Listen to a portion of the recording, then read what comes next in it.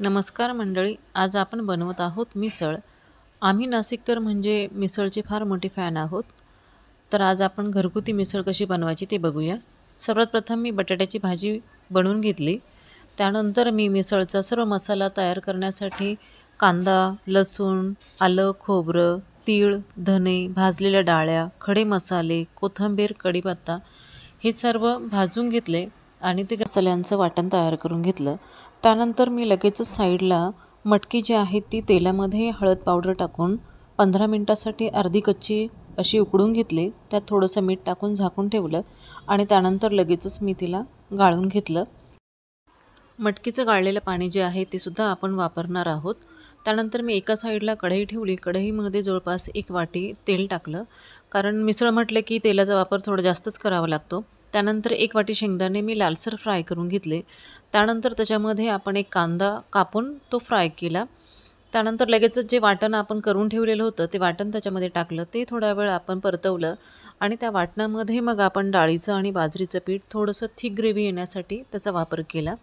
त्यानंतर मी मग घरातले जे काही मसाले होते त्यांचा वापर केला। मग याच्यामध्ये हळद, गरम मसाला, त्यानंतर धना पावडर, लाल तिखट, काळा मसाला, त्यानंतर आईगचा एक रेडीमेड मसाला मिळतो तो मी याच्यात वापरलेला आहे। आणि सर्व मसाले परतत असतात ना तेव्हा नेहमी मीठ टाकायचं। मीठ टाकल्यानंतर त्याला तेल सुटतं। आणि आता आपण जे मटकीचं गाळलेलं पाणी आहे ना ते मसाल्यांमध्ये टाकलं आणि 10 मिनिटासाठी आपण ते मसाले त्या पाण्यामध्ये शिजवून घेतले।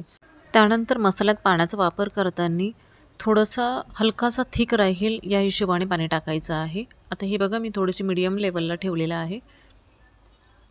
मिसळची प्लेट तयार करताना सर्वात प्रथम बटाट्याची भाजी, शेव, कांदा, कोथिंबीर, शेंगदाणे, मटकी आणि त्यानंतर रस्साभाजी आपण त्यावर टाकून घ्यायची आणि साईडला पाव ठेवून तुम्ही मिसळचा आस्वाद घेऊ शकतात। अशा प्रकारे आपली घरगुती मिसळ तयार आहे। आणि यासोबत तुम्ही कुठलाही तळलेला पापड आणि दह्याचा वापर करून मिसळचा घरच्या घरी आस्वाद घेऊ शकतात। मी शक्यतो मिसळ घरगुती बनवण्याचा प्रयत्न करते उन्हाळ्यामध्ये, कारण बाहेरच्या ज्या मिसळ आहेत त्यांच्यामध्ये मसाल्यांचं प्रमाण हे थोडंसं जास्त असतं। त्यामुळे मुलांना त्याची जळजळ होत असते। म्हणून मग मी घरी शक्यतो कमी मसाल्यांचा वापर करून मिसळ बनवण्याचा प्रयत्न करत असते। आजची मिसळ खरंच खूप सुंदर झालेली आहे। आजची रेसिपी जर तुम्हाला आवडली असेल तर रेसिपीला लाईक करा, कमेंट करा, सबस्क्राईब करायला विसरू नका। भेटूया पुढच्या व्हिडिओमध्ये। तोपर्यंत बाय बाय।